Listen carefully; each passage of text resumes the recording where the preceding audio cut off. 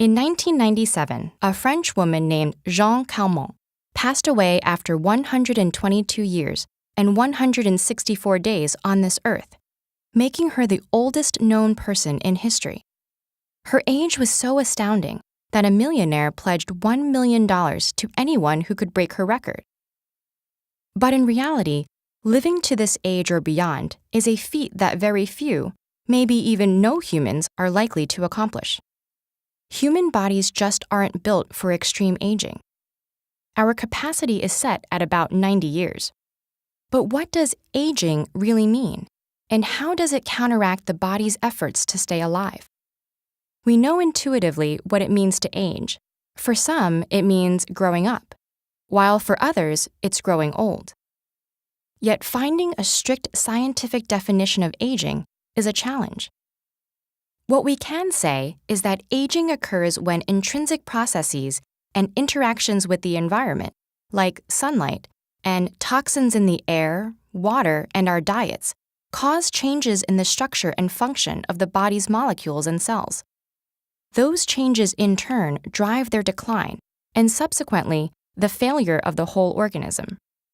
The exact mechanisms of aging are poorly understood, but recently scientists have identified 9 physiological traits, ranging from genetic changes to alterations in a cell's regenerative ability, that play a central role.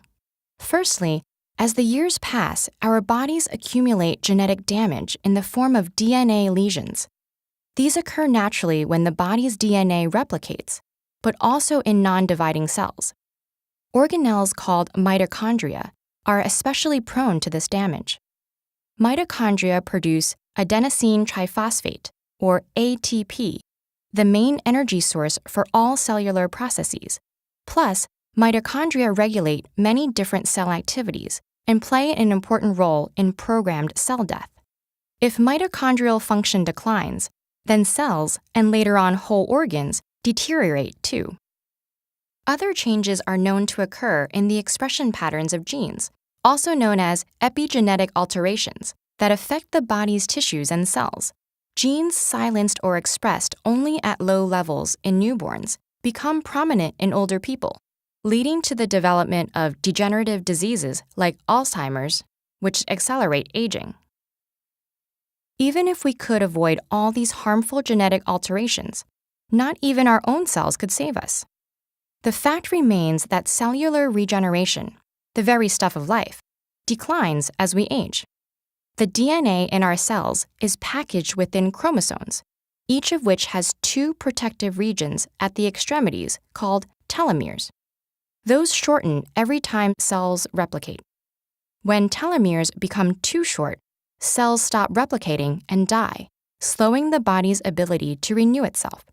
With age, cells increasingly grow senescent too, a process that halts the cell cycle in times of risk, like when cancer cells are proliferating.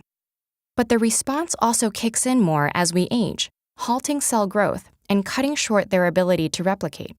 Aging also involves stem cells that reside in many tissues and have the property of dividing without limits to replenish other cells.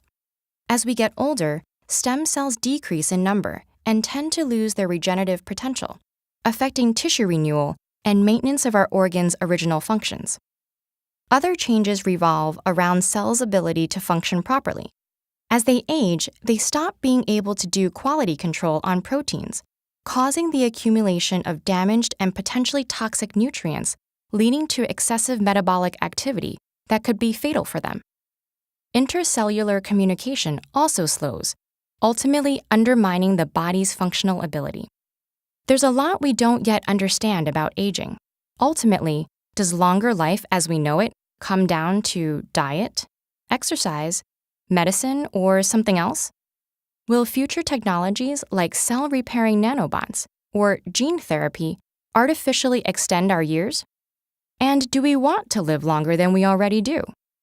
Starting with 122 years as inspiration, there's no telling where our curiosity might take us.